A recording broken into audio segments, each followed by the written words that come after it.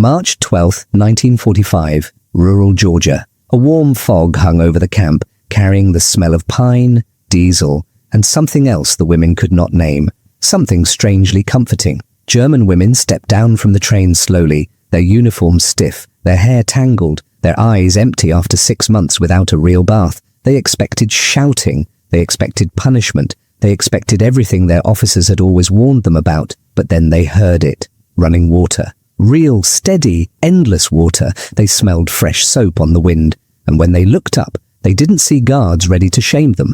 They saw a row of private bathhouses built just for them. Nothing made sense. Why would the enemy give them something they hadn't had even in their own homeland? Stay with this story, because what happened next shocked every woman who walked through those doors, and it will change the way you see World War II. If you enjoy true hidden WWII stories like this, please subscribe, like, and support the channel. Your support helps me bring you more real stories the history books rarely tell.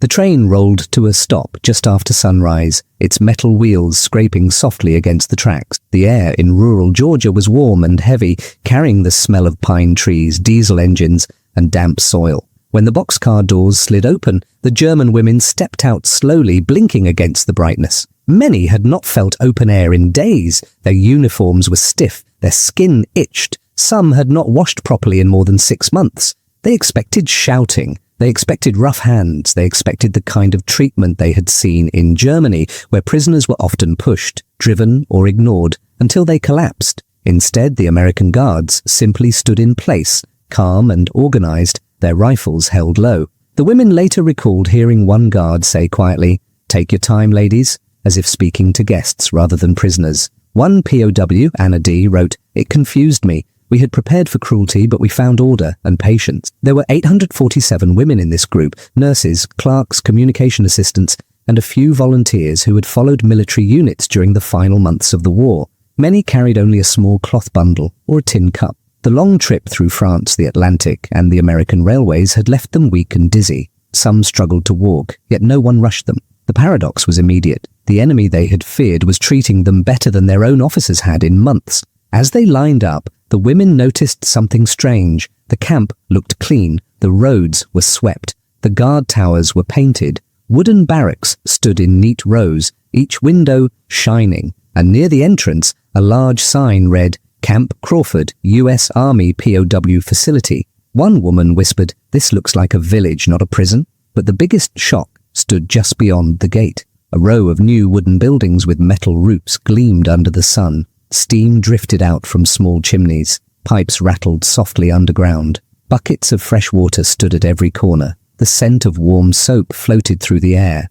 something many had not smelled since leaving Germany. These were the private bathhouses the Americans had built specifically for them. Inside, each woman would find a stall of her own, a metal showerhead, a bench for clothing, and a bar of white soap wrapped in paper. It was a simple structure, but to women who had lived months without a proper bath, it felt unbelievable. One POW later wrote, "We were prepared to be stripped in public. Instead, they gave us privacy. It broke something inside me. I did not know whether to cry or be ashamed."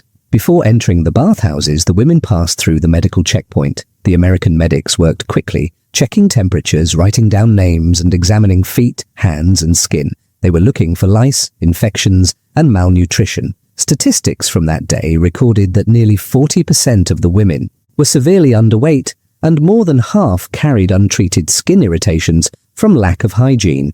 Most common issue, exhaustion, one medic wrote in his report. The women noticed the small details, clean gloves, gentle voices, and the way the medics explained each step. Even the delousing powder, something they feared, was applied carefully, with respect for modesty. For many, it was the first time in the war that someone had treated their discomfort as something that mattered. The sensory shift was overwhelming, from stale air to warm steam, from sweat and grime to the smooth feel of soap, from fear to quiet confusion. The sound of running water filled the bathhouses as the first women entered. Some hesitated, unsure if it was a trick. Others touched the walls and felt the heat rising through the pipes. One woman whispered, "Hot water, real hot water," as if speaking a forbidden secret. The soap smelled like lemons. The steam softened their skin. For the first time in months, dirt slid away instead of staying trapped in cracks and lines. What happened in those simple wooden buildings did more than clean their bodies. It washed away years of propaganda. They had been told Americans were animals. They had been told capture meant humiliation, hunger, or death. But the Americans had built these bathhouses on purpose, planned, budgeted, and constructed with care. It wasn't a trick. It wasn't a performance. This wasn't propaganda. It was reality. And as the women stepped out of the bathhouses wrapped in clean towels, they saw another surprise waiting. The mess hall doors stood open, and the smell of fried eggs and bacon drifted through the air. What they experienced next would challenge them even more deeply. The women walked toward the long wooden building with the rising steam, their feet still unsteady from travel and hunger. The Americans called it the women's bathhouse, but to the German POWs it looked almost unreal. They had expected one large room with cold water and no privacy. Instead, the building was divided into small stalls, each with its own door, its own light, and its own space where a woman could breathe without fear. Inside, warm air wrapped around them like a blanket. The pipes hummed softly inside the walls. The steam smelled faintly of soap, a clean, simple scent that felt like something from another life. Many of the women stopped just inside the doorway, staring at the rows of private compartments. One POW, Elise K., later said, "I had slept in barns, cellars and trains. I had washed in snow. To see a private shower felt like a dream I did not deserve." Each stall had a metal shower head, a hook for clothing, and a bench. On every bench sat a small bar of soap, wrapped in paper, stamped with the US Army logo. The women touched it gently as if testing whether it was real. Some had not felt the smoothness of soap in half a year. Others had forgotten its scent. The first drops of warm water hit the floor with a soft tapping sound. When the women stepped inside and pulled the chain, the water came down hot and steady. It washed over their shoulders, down their backs, around their arms. Dirt that had stayed on their skin for months finally loosened. Hair that had lost all softness slowly relaxed under the warmth. For a moment, many simply stood still with their eyes closed, letting the water sink into their bones. They were no longer prisoners, soldiers, or strangers in a foreign land. They were women who had been tired for too long, finally feeling human again. American nurses and medics waited outside the stalls, speaking in calm, polite voices.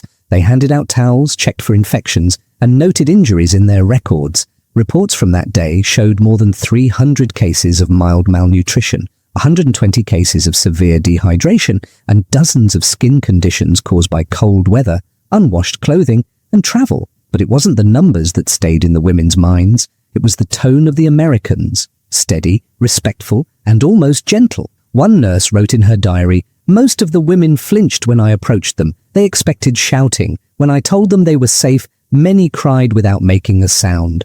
There was a clear paradox here.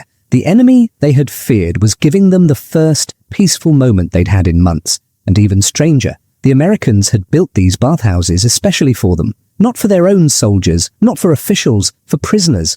After the showers, the women stepped outside into the sunlight, wrapped in clean towels and new cotton underclothes. Their hair was wet. Their skin felt lighter, as if the water had peeled away more than dirt. Some held their towels tight, still unsure if kindness was allowed.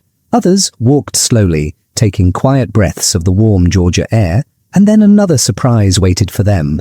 Neat tables covered with small items they had not seen in a long time. Combs, brushes, cotton cloths, and simple toiletries. The Americans let each woman take what she needed. "Choose one," a guard said politely. The women glanced at each other, confused. They weren't used to choices. The sounds around them were soft and steady. Boots on gravel, the low voices of guards, the distant whistle of a train. The camp did not feel like the nightmare they had imagined during the war. It felt controlled, organized, and strangely calm. Several women later admitted this moment broke their beliefs more than any speech could have. They had been told Americans hated them. They had been told capture meant suffering. Instead, the Americans gave them hot water, privacy, and dignity. As the women dressed in clean clothes and stepped into the open yard, they smelled something new drifting through the air, something warm, sharp, and unmistakable. It was food, real food, eggs, bacon, fresh bread, and something sweet they couldn't identify.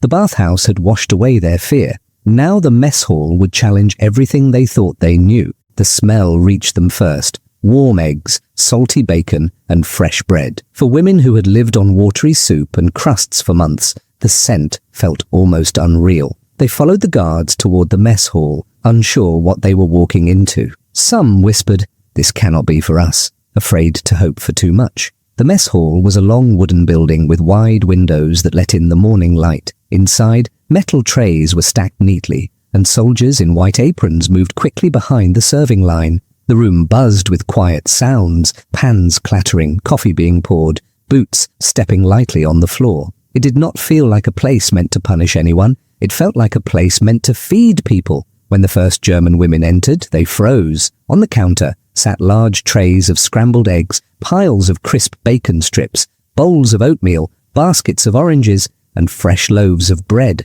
One woman whispered, "This is for soldiers, not us." But the American cook simply nodded and said, "Step forward, ma'am," as if she were any other guest. The women moved slowly. They held their trays with both hands, almost afraid of dropping them. One POW, Marta H., later wrote, "I had not seen an orange since 1942. I didn't think I would ever see one again." The Americans served full portions, not leftovers, not scraps, but normal meals. A wartime ration report from Camp Crawford showed that POWs received around 2,800 calories per day, almost equal to US soldiers. This was shocking to many of the women, who had grown used to German rations that had fallen to as low as 1,000 calories during the last year of the war. The first bite was always the same, a pause, a breath, and then disbelief. Eggs that were soft and warm, bread that wasn't stale, bacon with a taste so rich it almost felt overwhelming. Some women ate too fast, their bodies desperate for nutrition. Others ate slowly, trying to understand how their enemy could offer such abundance. One American sergeant later said they looked confused more than anything, like they were waiting for someone to take the food back. But no one did. The clatter of utensils filled the room. The German women sat at long tables, eating quietly at first, then speaking in low voices. For the first time in months, the food didn't carry fear, it carried comfort. A few women cried as they ate, not loud tears, quiet ones that slipped down their cheeks without warning. Hunger had been part of their identity for so long that being full felt strange, almost frightening. One POW admitted later, "I did not know whether to feel grateful or ashamed. We had been told Americans were monsters, but monsters do not feed you like this." The paradox deepened. They had expected cruelty and received care. They had expected spoiled leftovers and received fresh food. This wasn't propaganda. It was real life, happening right in front of them. As breakfast continued, and the women noticed more small details, soldiers picking up dropped utensils for them, a cook giving an extra slice of bread to a woman who looked weak, and the steady presence of American guards who kept their distance but treated them with respect. Outside the mess hall, the warm Georgia sun broke through the thin clouds. The women stepped out with fuller stomachs than they had felt in months. Their legs felt stronger, their hands were no longer shaking from hunger. The camp around them seemed less frightening than it had in the morning. But this was only the beginning. After breakfast, the Americans gathered the women into the central yard. They were assigned bunks, medical checkups, and work groups. Some would mend uniforms, others would work in the gardens or help in the laundry house. Yet the most surprising part wasn't the tasks. It was the freedom inside the camp. Women were allowed to walk the yard during breaks. They were allowed to speak openly. They were allowed to rest without fear of punishment. And for the first time since the war began, many of them felt something strange growing inside. Calm. The next part of their journey would show them even more unexpected kindness, small daily mercies that slowly rebuilt their sense of dignity. The women were guided to their living quarters shortly after breakfast. The barracks were simple wooden buildings, but to the German POWs they felt surprisingly calm and orderly. Sunlight filtered through the clean windows. The floorboards were swept. The air smelled of wood and warm dust instead of sweat and fear. For women who had slept on cold ground, in barns or in crowded train cars, the room felt almost gentle. Each woman received a metal-framed bunk with a real mattress, 2 blankets and a small pillow. Many touched the blankets carefully, surprised by how soft they felt. One POW, Helga R., later wrote, "It was the first bed in months that did not smell of smoke or wet clothes. I lay down and almost cried." The camp routine began slowly. No one shouted, no one rushed them. Instead, American guards explained the daily schedule in simple steps: breakfast, work duty, lunch, rest time, and evening roll call. The clarity itself was comforting. After years of chaos, the predictability felt unusual, but welcome. During the first work assignment, the women learned another surprising rule. They would be paid, not in American dollars, but in camp script, small paper coupons they could use inside the canteen. The idea felt strange to them. Prisoners in Germany were rarely paid, but here, every hour of work earned a few cents. The tasks were not harsh. Some women cleaned uniforms, others sewed torn shirts or organized supplies. A few worked in the gardens, pulling weeds or watering plants under the warm Georgia sun. The work was simple and steady, and for many, it brought a sense of purpose back into their tired lives. One woman said softly to another, "At least we are useful again." During breaks, the women were allowed to sit on benches in the yard. They watched the guards walk their routes, listened to the wind move through the trees, and breathed in the warm air that carried the scent of earth and pine. The softness of the environment slowly eased the tension in their shoulders. The camp canteen soon became one of their favorite places. It was a small wooden hut with shelves full of simple goods, writing paper, combs, biscuits, hairpins, and sometimes even small chocolates. The prices were low, and the workers behind the counter often greeted the women with a polite nod or a friendly "good morning." It felt strange to be treated with normal courtesy. One woman bought a small comb and stared at it for a long time. "I have not owned anything new since the war began," she whispered. That tiny item, paid for with her own work, made her feel human again. In the evenings, the women gathered near the barracks to talk quietly. They shared stories about their families, their homes, and what they feared might await them once the war ended. Many had no idea if their loved ones were alive. Some whispered about cities that had been bombed, farms that had been destroyed, and friends who had vanished during the final months in Germany. Yet in the middle of these heavy worries, small moments of kindness kept appearing. An American guard brought extra paper for a woman who wanted to write to her mother. A medic brought salve for cracked hands. A cook slipped an extra biscuit to a woman who looked exhausted. None of the acts were grand, but together they changed the women's understanding of their enemy. There was a quiet paradox in every corner of the camp. They had come expecting cruelty. They found small acts of dignity instead. This wasn't propaganda, it was reality. The more days they spent in the camp, the more their old beliefs began to crumble. The Americans were strict but not brutal. They were organized but not cold. They followed rules, and those rules protected the women instead of harming them. At night, when the sky turned dark and the crickets sang outside, the women lay in their bunks and felt a peace they had not known for a long time. For the first time since the war started, many slept without fear of bombs or soldiers breaking down doors. But soon, something else would enter their lives. Letters from home. Letters that carried truths far heavier than anything the camp walls could protect them from. What they read next would shake them more deeply than hunger or fear ever had. The German women woke the next morning to a soft Texas sunrise. Golden light spilled across the camp yard, warming the dry ground and the wooden barracks. For a moment, they almost forgot where they were. It felt peaceful, too peaceful for prisoners of war. Inside the barracks, Anna sat up slowly. She had barely slept. Her mind kept repeating the same question. Why are they treating us like this? Back home, her mother told her that Americans were dangerous. Her commanders warned her that capture meant humiliation. But here, nothing matched those warnings. She stepped outside and saw an American soldier sweeping the walkway. He was young, maybe 19, and he gave her a small nod.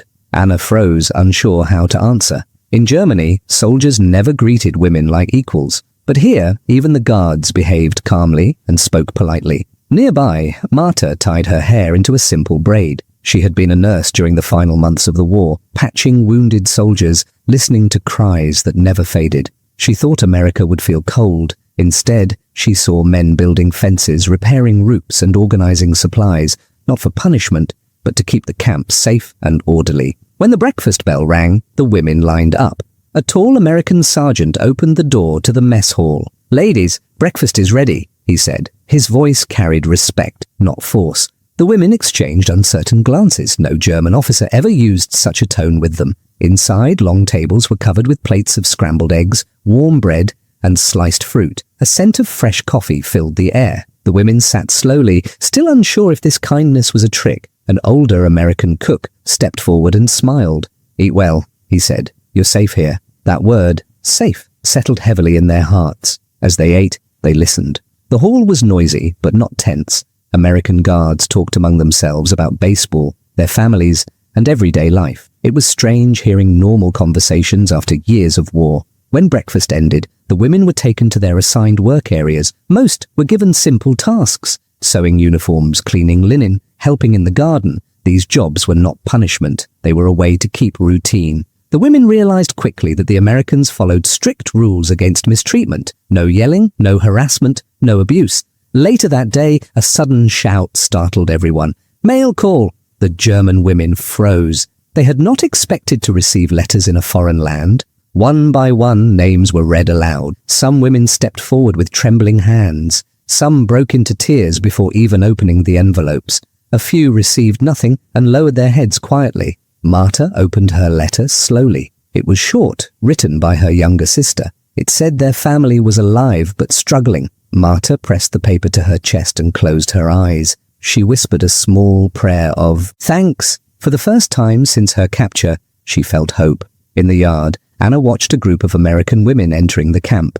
They were volunteers from a local church. They carried books, clothes, and small sewing kits. Anna stared at them in silence. They walked freely, without fear, speaking with confidence and calmness. One of them noticed Anna's curious look and approached her. "Would you like a book?" the woman asked kindly. Anna hesitated. For me? Yes, the volunteer said with a gentle smile. Anna took the book slowly. The cover showed a peaceful countryside scene. She had not held a book with such care since the war began. The volunteer explained that the women could borrow books any time. Reading, she said, helped pass long days and eased the mind. As the volunteers left, Anna and the others whispered to each other. They could not understand it. These American women had no reason to help enemy prisoners, yet their kindness felt real. That evening, the German women gathered outside near the fence. The Texas sky turned deep orange. A warm wind carried the smell of grass and earth. The women spoke softly about their new reality. They talked about the food, the safety, the unexpected respect. For the first time,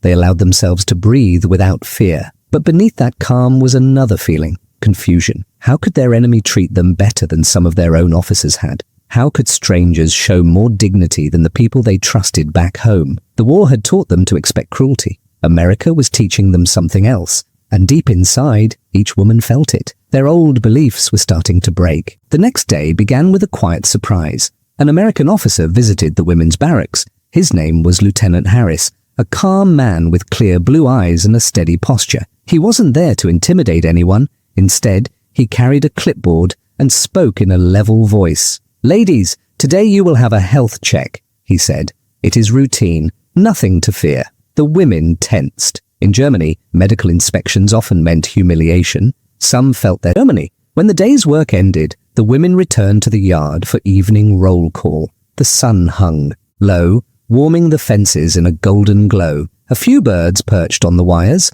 The camp's atmosphere felt quiet, almost peaceful. During roll call, Lieutenant Harris addressed the group. "Tomorrow," he said, "you'll be allowed limited access to the recreation area. It has sewing tables, a small music corner, and painting supplies. Use them responsibly. They're for your well-being." The women whispered among themselves. Recreation, music, art, these were things they had almost forgotten during the war. Back home, such comforts disappeared beneath bombings, shortages, and fear. Now, in enemy hands, they were being offered again. That evening, inside the barracks, the women sat on their bunks, talking quietly. The day had given them much to think about. Every new experience pushed them further away from the warnings they once believed. Nothing here matched the dark stories told by their leaders. Nothing matched the harsh training they received. Anna stared at the ceiling for a long time. She remembered her commander telling her that Americans treated German prisoners like animals. She remembered the fear she felt when captured,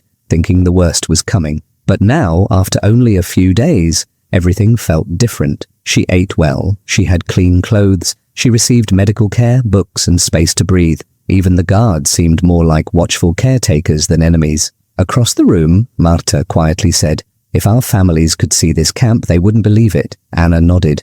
"I don't believe it myself." Silence settled for a moment before Marta added, "Maybe the war taught us only one side of the world." Those words stayed with Anna long after the lights went out. Outside, the wind moved softly through the fences. The American flag shifted in the darkness. Somewhere in the distance, a train whistle echoed, reminding everyone that life beyond the camp continued. But inside the barracks, something more important was stomach twist at the thought. But when they entered the small medical building, they found something different. 2 American nurses greeted them. They wore clean white uniforms and spoke softly. Their instructions were polite and simple. They measured weight, checked blood pressure, and examined hands for injuries. They offered blankets if anyone felt cold. Not once did they raise their voices. One nurse gently touched Anna's wrist. "You're dehydrated," she said. "Drink extra water today." It was the first kind medical advice Anna had heard in years. When the health check ended, the women stepped outside feeling strangely lighter. No shame, no threats, just care, the kind they once gave to others during the war. Later in the day, the women were allowed to visit the camp library. The room was small but full of books donated by local families. A young American corporal explained the rules. Each woman could borrow 2 books at a time. They must return them in good condition. The German women walked slowly between the shelves. Some touched the books as if they might disappear. Marta chose a medical text, hoping to refresh her old knowledge. Anna picked a novel with a simple English title. She could not read English well yet, but she liked the cover. As the women prepared to leave, the corporal added something unexpected. "If you need help with English," he said, "we have classes twice a week. You can join if you like." English classes? For prisoners? The idea felt unreal. Back home, no one ever taught them a foreign language, simply to help them live more comfortably. Yet here, the Americans seemed to believe that learning could ease tension and help the women feel human again. That afternoon, the women worked in the camp garden. The soil was soft from recent rain. They planted vegetables under the supervision of a middle-aged American sergeant. He explained each step with patience, pointing to the tools and showing the proper way to space the seeds. One of the German women accidentally dropped a tool. She stepped back quickly, expecting a harsh reaction. Instead, the sergeant bent down and picked it up for her. "It's all right," he said simply. "Happens to everyone." The woman stood frozen for a moment. His tone held no anger, no insult, only a matter-of-fact kindness she had not heard during her service in just happening. The German women were slowly learning that their enemy did not see them as enemies anymore. They saw them as human beings. And that simple truth was changing everything they thought they knew. In the end, the women who arrived in fear left with a new understanding of the world. They came expecting punishment, humiliation, and revenge. Instead, they found open doors, warm water, clean clothes, and people who spoke to them with respect. What began as simple survival slowly turned into a lesson about dignity. Many later said that America changed them more than any speech or officer ever had. They had come as soldiers, shaped by a regime that told them the enemy had no mercy. But behind the fences, they discovered that mercy was real and it was powerful. They came as conquerors. They left as students. In the end, America's greatest weapon was not force. It was humanity.